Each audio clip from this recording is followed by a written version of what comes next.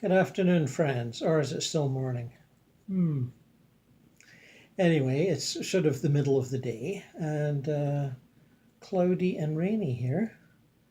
And I've got all the lights on, but it's still kind of dark. Anyway, Average Folks in the Afterlife, number 62. And we're continuing on with Odysseys of Light, Marilyn Hughes. 1991, almost a classic. Just about, it's not quite old enough to be a classic, but it's getting close. While leaving my body, I noticed something odd. Looking down at my bed from another dimension, I noticed that there were two Andys. Andy was out of his body also and undergoing a vibration raising. His physical body lay on the bed, and his etheric body was raised just above it, vibrating rapidly. A spiritual guide at his side, like an electrical technician, was overseeing the raising. Watching the affair, Emmanuel spoke to me, telling me to inform Andy of this incident as he would not remember it. They wanted him to know that they were working with him. Agreeing to tell him, I whizzed off to my next destination. After undergoing a vibrational raising of my own, I went to a Colosseum-like place crowded with entities waiting to hear a speaker. The Colosseum was round, with basketball-like bleachers all around, and a huge podium was in the middle.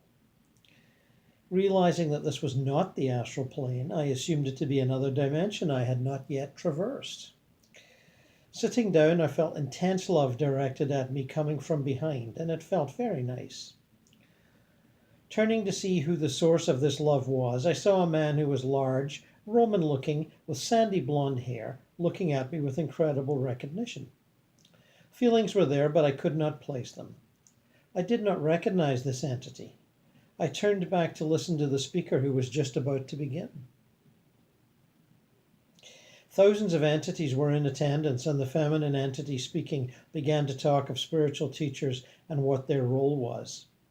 The intensity of the love feelings from behind me was growing, and the speaker seemed to notice it too. Immediately beaming over to where I was sitting, all eyes were suddenly on me. With a smile, she asked me to turn around. The same man was sitting there, but slowly his image began to change. Long black hair, olive skin, a headband round his forehead. It was Red Jacket.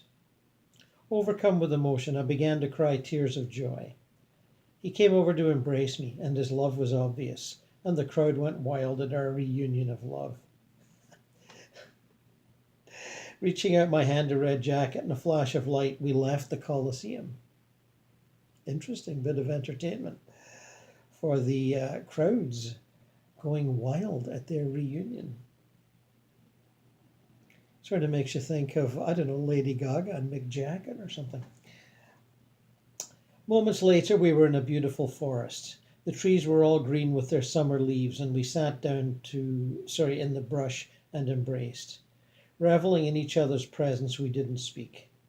Amazed at the powerful love this Indian had for me, I was overcome with emotion, and the illusion I had created in our lifetime together was totally shattered. No doubt existed as to the reality of our love. At that moment, it was all there was. A few months later, I would learn that the original manifestation of Red Jacket in the Colosseum was that of another life that we spent together. Via the time tunnel, I would relive that life. The time tunnel, well, yeah, you can guess what that is. Journeying inward to another plane of existence, this is another experience. She just kind of gives you these little episodes, almost like a diary. I met Emmanuel in an occupied home in a suburban area. Stating I had blocks that I needed to work through regarding the permeation of physical objects, he presented me with the Emmanuel Physical Illusion Workout.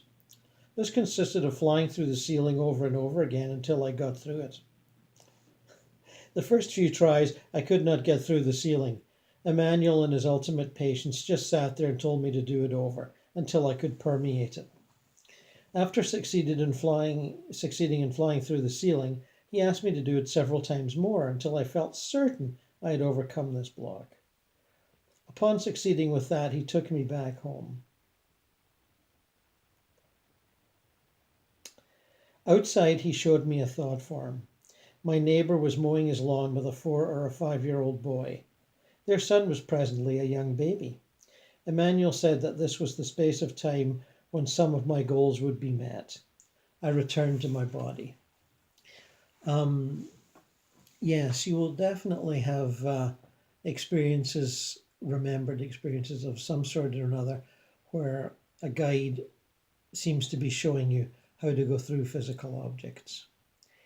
It's tough at first, but when you get the hang of it, it's easy. I can recall many years ago having trouble going through a wall in my apartment, sort of getting stuck. And I resolved it by coming back out and going through the window, which seemed a lot easier.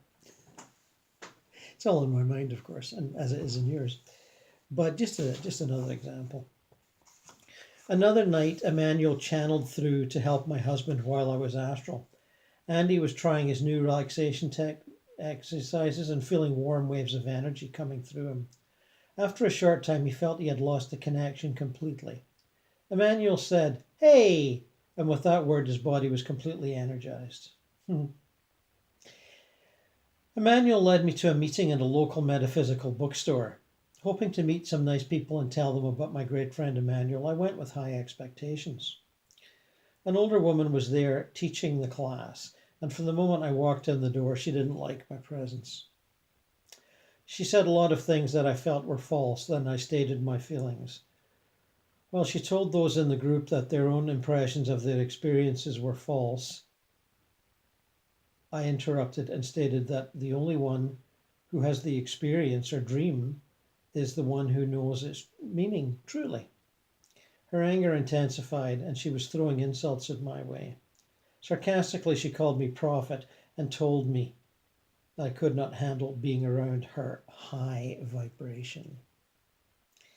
Ego structure was the highest thing in the room.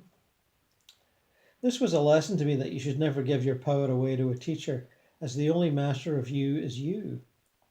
Realizing also that becoming a teacher was not my purpose, as Emmanuel had other plans for me. The sad part of this story is that the woman probably began teaching with all good intentions, but allowed her ego to grow rather than herself, thus stifling her own spiritual growth to maintain her teacher status. Our journey is inward, not outward. You'll run into experiences like this. And as someone who seems to have evolved into a teacher and a facilitator over the last 15, 20 years, I realize I might be feeding my own ego rather than allowing my soul to encompass greater and greater realities. I don't think it is, but, that's probably more for you to judge than me.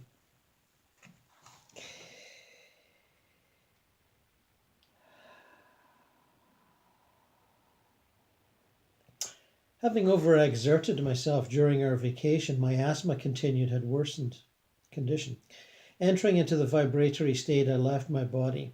Suddenly seeing from another vantage point, my etheric body was displayed before my eyes.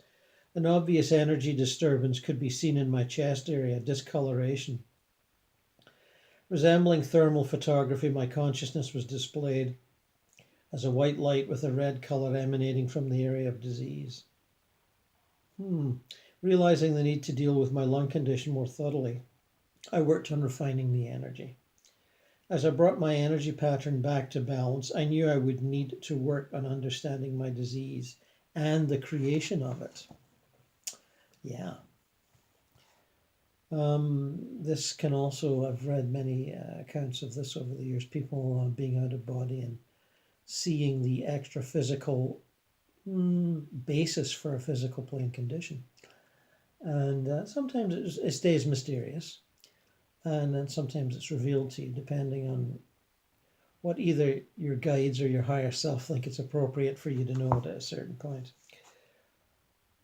I remember some years ago, when I'd been seeing clients for a while, realizing or having the realization being gifted to me that while they were on their way for their appointment, driving or walking or whatever, I could, in my mind's eye, image the energy flow in and out of their 7 chakras and get an impression of what chakra and what chakra areas were going to be the issue or the source of their need, shall we say. And before I'd had this realization, it never occurred to me that you could actually do that. And, just by shutting your eyes and asking Spirit for a chakra as kind of image reading of the client on their way. And there's an amazing amount of things that Spirit will give to you if you just ask for it. And it's a lot to do with realizing that it can be asked for, and B, that you're able to experience it, interpret it, in a useful way. And it's all those areas of, self-limitation again. That'll come up over and over again. The initial one being, I can't fly out of my body. Other people can do it, but I can't. That's the first one. Cruising in the out-of-body state, I materialized in a veterans hospital for a handicapped man. The man was very young, attractive, and handicapped and depressed. He had a bandage around his forehead and with only a small amount of medium brown hair showing. Apparently he felt unloved and had few visitors, until now. We talked for quite a while, small talk mostly, but he felt the love I had to offer.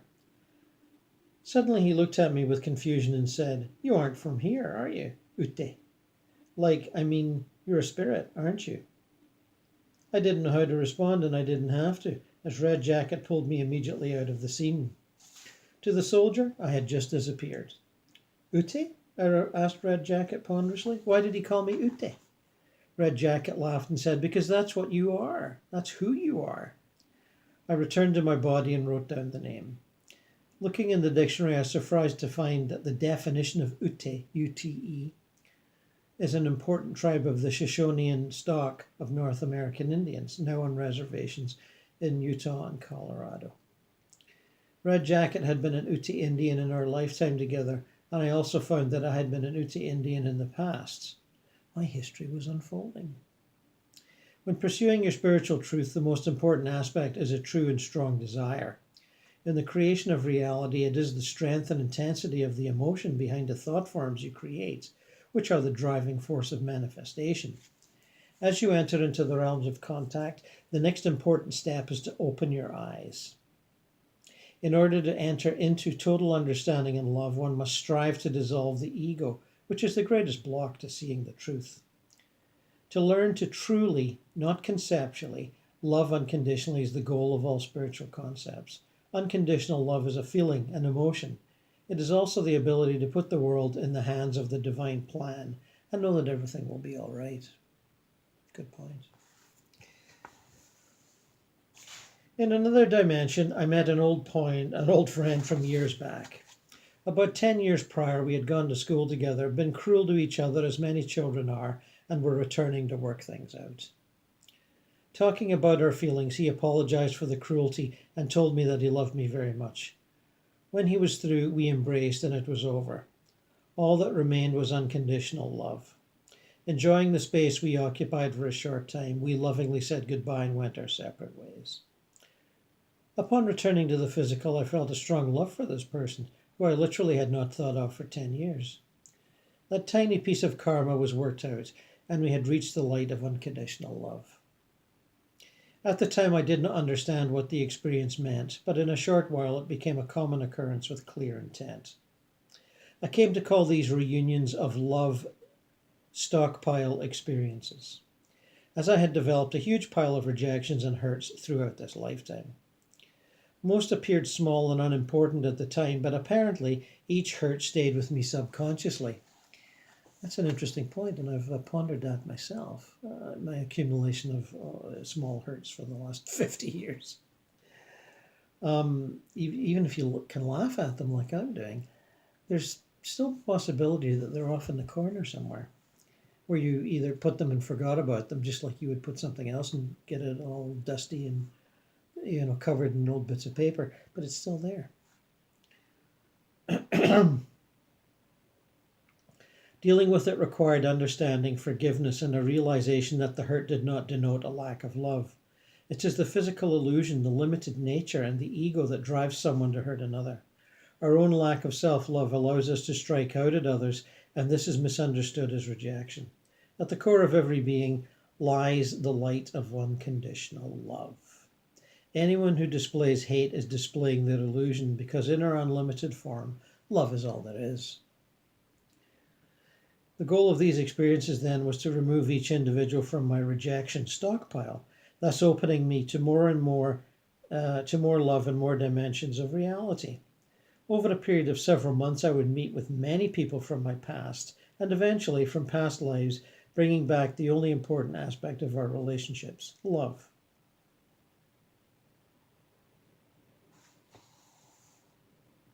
Meeting with Red Jacket, he smiled and took me to another reality. A beautiful prairie, tumbleweeds blowing by, and a majestic mountain ahead. We climbed onto 2 horses. Riding into the sunset, we enjoyed the peaceful spectacle of the west. To the side of us, a 3rd horse appeared with a young Indian boy riding, our beautiful son. Smiling at us, the young boy waved goodbye and disappeared as quickly as he came.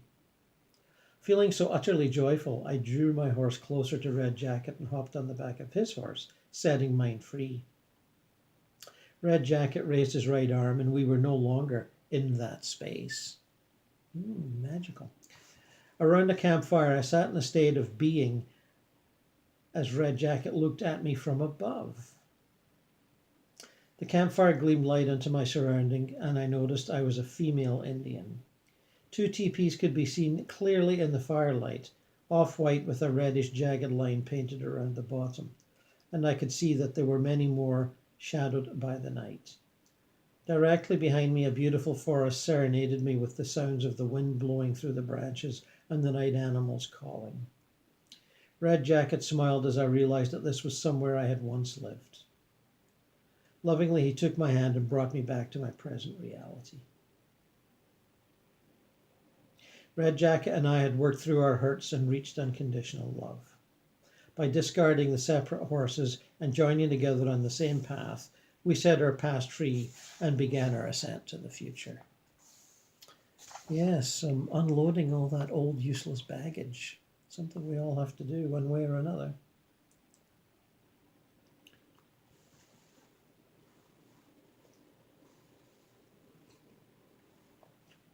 Undergoing a very intense vibrational raising, Emmanuel reminded me that my journey was to be inward.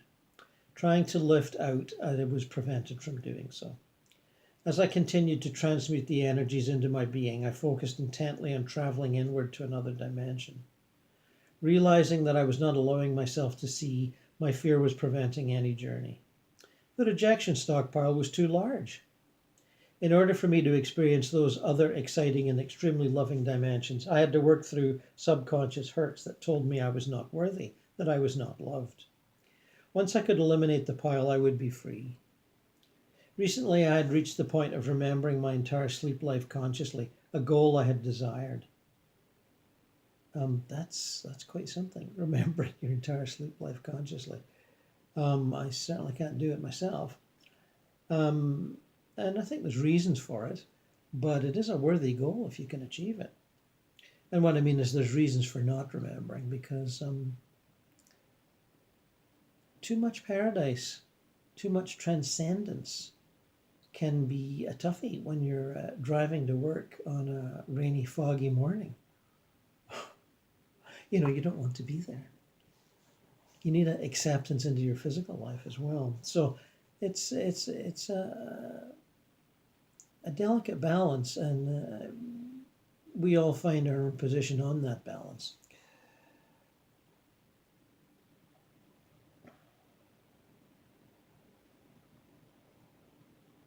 With each hurt, I had blocked out just a tiny bit of light or love from God, and now I was restoring my being to its original state. These seemingly small hurts are your subconscious blocks that are preventing your growth. If you would like to address your own stockpile, you can, as you can communicate telepathically in your physical form to the entities in your pile. Being totally honest about your feelings is essential, and even if the other being does not respond consciously, they will subconsciously. I think that's true. That's my experience. This may help to spur more conscious awareness at night as you are consciously dealing with your blocks to light. The goal in your communication will be to remove the hate, hurt, confusion, and anger and leave nothing but love. It is this love that brought you together in the first place. All negative behavior is brought about by the illusion as reality. The illusion as reality is love. The pain you feel is real, but the conclusion is a falsehood. As love is all there is, it is incorrect to conclude that you are not loved. In a thought form reality, a dreamlike astral experience that we create to teach ourselves, I entered a small town on the edge of a lake. Feeling drawn to the lake, I created a thought form bus to take me to it. The bus was crowded, so I stood throughout the long ride, and each moment the longing to reach the lake increased. When I got off the bus and looked at the lake, I felt an incredible familiarity, and I knew that I had been there before. The lakefront was built up with 1 or 2 story brick buildings surrounding the tiny beach. Sitting down to look at the beautiful lake, a man tapped my shoulder, and I turned. Immediately recognizing the being, I realized this was a stockpile visit. He was the very best friend in the world to me at one time. My feelings were more intense, however, and believing it to be mutual, was quite shocked when I found out that he had another girlfriend who was pregnant. Lovingly, my friend explained something to me that would become a recurring theme in many of my stockpile experiences: misunderstanding. Our relationship was not official, we had no commitment, and I gave him mixed signals. Due to my upbringing, I was afraid to be vulnerable to anyone because they could reject me, thus reinforcing my feeling of being unlovable. My actions, however, made others feel rejected and they would not approach me. Therefore, my fear was realized anyway, as my safety valve created the reality I desired to avoid. Reassuring me that he did love me very much, just as he loved the other woman, I asked him to clarify the difference. Love is love, he said. It cannot be classified. That made sense to me, and I pondered this truth as we sat together. I think I understand, I said. As love exists as a feeling and an emotion, you cannot limit its intensity by labeling it.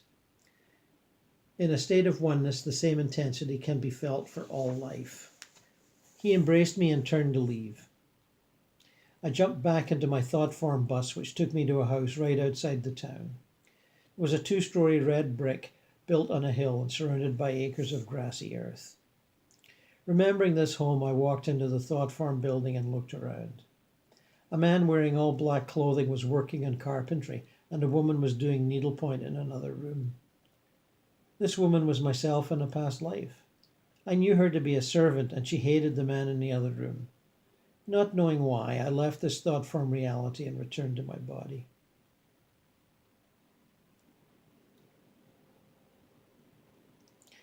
In our illusion, we box our love into categories and limited definitions.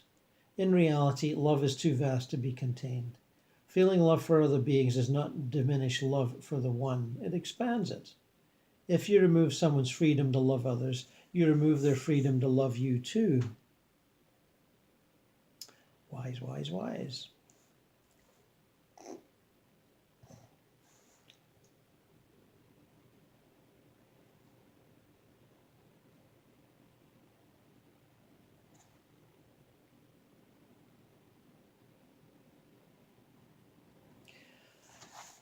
In a sleep state, a lost soul's death scene began to play over and over. Horrifying as it seemed, I was determined to keep it in perspective and not allow fear to enter my reality. The woman who was working in a nuclear power plant, standing outside by one of the large looming towers. Suddenly an explosion was heard, a fire ensued, and people were running towards her. Another explosion went off, and before she had a chance to run, a third, which took her life. Having been completely blown up, she was extremely traumatized. The death was gruesome, and I fought the fear that came with it by determining that I would see this from the spiritual reality rather than the physical illusion. Beginning telepathic communication, I realized part of her shock was due to her own involvement in the explosion, as she felt she was the cause. Sharing my love with her, I told her that everything was going to be all right despite the horrible suffering she had endured.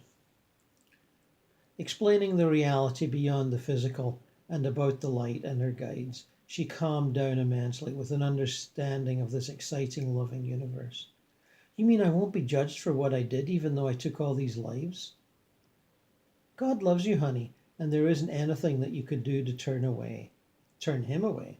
His love is complete, it is unconditional. I told her to stick around me as long as necessary, but that would be when she was ready, and her guides would be there to take her to the light. Half an hour later, she turned to meet her loving friends. As death is just another physical illusion, it is necessary to remove yourself from the physical interpretation of havoc and horror. The lost soul is not a symbol of that horror, as she no longer habits her limited form. In the unlimited form, he or she represents the love of God, and it is essential that one is reunited with that love.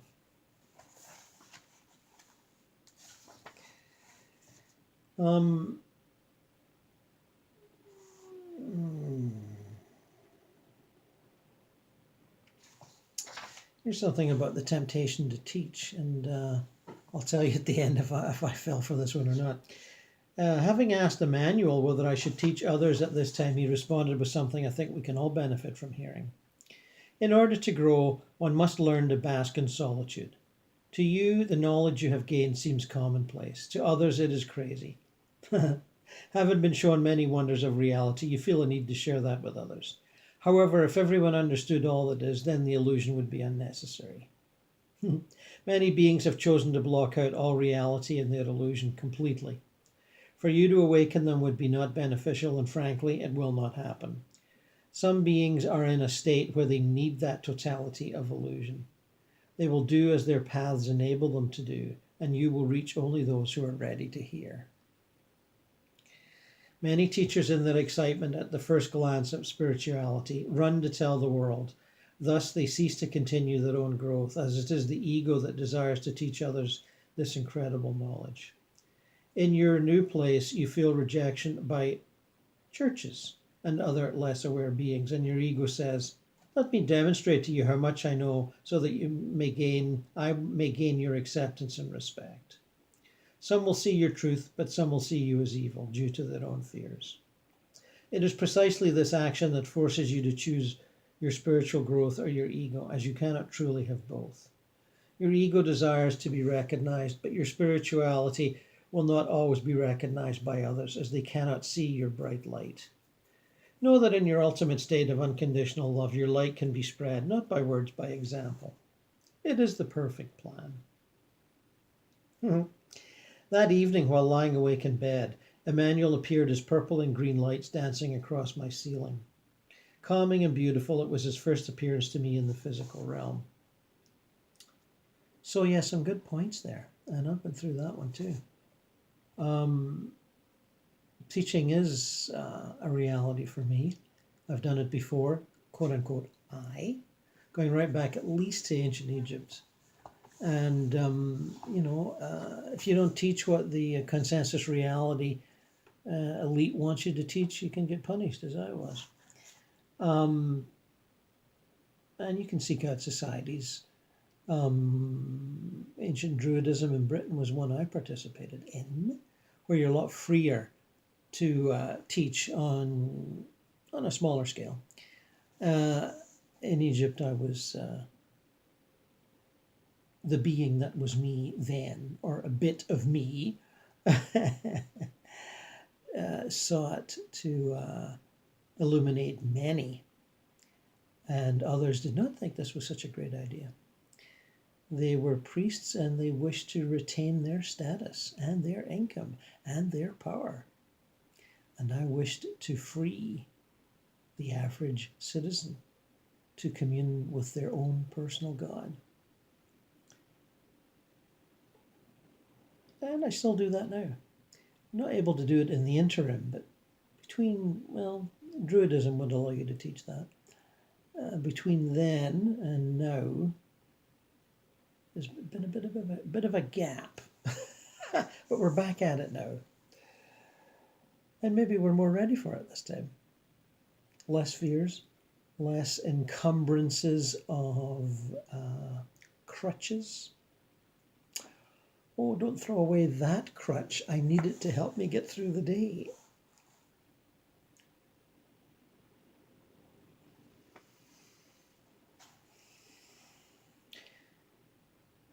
Projecting into another dimension with my subconscious astral husband. That means he was there, but he wasn't really aware of what he was doing. We prepared to speak with Emmanuel. The dimension we occupied was somewhat foggy, as a cloudy haze surrounded everything, but the light was immense. Sitting down in anticipation of meeting this great being, we spoke of how honoured we felt to have such a superior entity as our friend. When Emmanuel arrived, however, he appeared to us in a very ordinary way. Rather than the robe of light I had previously seen, he manifested himself in street clothes. Laughing a bit, he said, "Do not make me more than I am. As I am divine energy, so are you. Do not glorify me." Knowing that it was time for us to go, we thanked him for the message. "We will meet many more times, my friends," he said, as we went our separate ways. Leaving Andy back in his body, I projected into another lifetime. And I've had that experience with partners too. You spend a part of the astral nighttime experience with them, and then they've had enough and they go back into their body, it's all subconscious. And then the astral being that is Gordon, me, would continue on. There's some mentions of that in More Adventures in Eternity.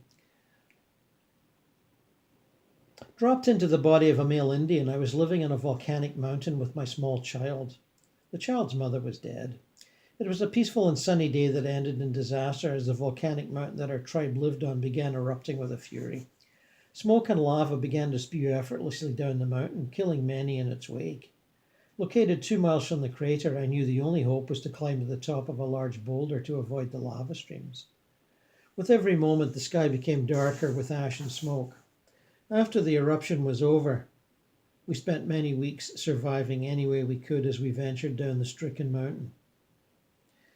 Few from our tribe survived the eruption, and we had to accept our tribal society was finished. As the mountain vegetation was burned, our best option was to live among the white people in a small town not too far away. Feeling misplaced, we adjusted to their ways of life as well as we could. When asked, I would explain our ways, but they had trouble understanding the simplicity. We lived in small spaces and we were one, but most of all, we were very happy. Returning to my body, I longed for that mountain. Well, 2 questions. Why would anyone choose to live on the side of a volcano? You have to ask yourself that. Now, that's a precise physical location, but I often look at those plain states in the United States where they repeatedly have tornadoes that, flatten towns, villages, farms, and yet people stay there. And is it bravery, is it stupidity, or is it a soul choice to have that particular type of learning? For me, it's just too much of a pain. I can't imagine why anybody would want to live there. But we all, as souls, we all take choices. And are they wise choices, or are they just the choices that we think are useful at that time? Good question, he said to himself.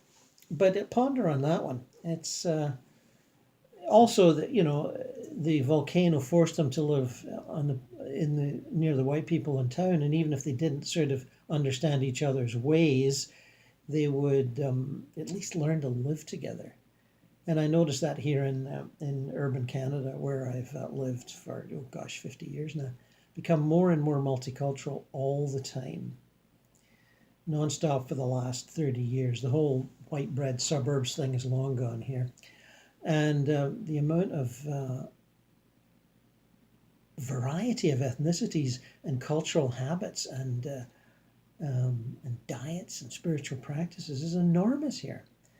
And people tend to stick to their own generally, but there is a definite harmony of interaction that we feel. And maybe that's, something unique about Canada. at least urban Canada. I'm not sure how I don't think in rural Canada there's as much of that. And I can't really speak for it because I don't live there. I live here in urban Canada. But anyway, it's an interesting point as we move toward brotherhood of all mankind.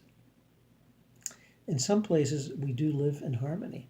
If you live in a place watching this where there isn't harmony, be assured that our places where there is, and it works, and it continues to work.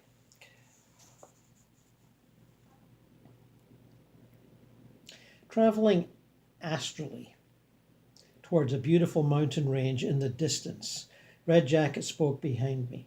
We followed a 2-lane road which is sparsely travelled by cars. 3 mountains were in clear sight, 2 small ones surrounding a huge snow-capped beauty in the middle. There is a being, he said, who is at one with these mountains. The animals and trees are her friends, and she speaks with all life. In her heart she has lived here for centuries. Reaching the bottom edge of a huge mountain, Red Jacket helped me fly up the slopes. Halfway up the mountain, a beautiful horse was carved into the bluish rock, which appeared to be in motion. Immediately I soared into the midsection of the horse and listened to its heartbeat. And you, my friend, are the heart of the horse. It is your name, it is your legacy. The being that Red Jacket spoke of was me. Feeling joyful, I returned to my body. Later, while reading a book on the Indian ways, I found that the horse represents the new way. Thus, my name meant heart of the new way. The beings that live in mountains, in the Western esoteric tradition, they're generally considered devas. And you'll find much reference to this in contemporary esoteric literature. The Rocky Mountains are overshadowed by devas. The Great Lakes, in which I live on the edge of Lake Ontario, one of the Great Lakes, is a great area for devas. There's a large one that hovers over one side of Lake Ontario and the whole urban area around Toronto, harmonizing the various vibrations. The urban vibrations and the natural vibrations of the lake and the fish and the birds, etc., etc. And she sort of takes them all into herself, sort of, I don't want to say purifies them, but sort of blends them and puts them out again. At least that's my perception. Also, there is a point that should be made that we all are emanations from monads, higher selves, group souls.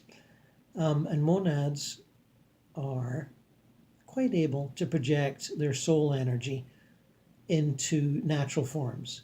Trees, rivers, mountains, etc., etc. So you may have in your soul memory, should you explore it in great detail, peculiar notions that you have once been a river, or a tree, or a forest, or a small mountain.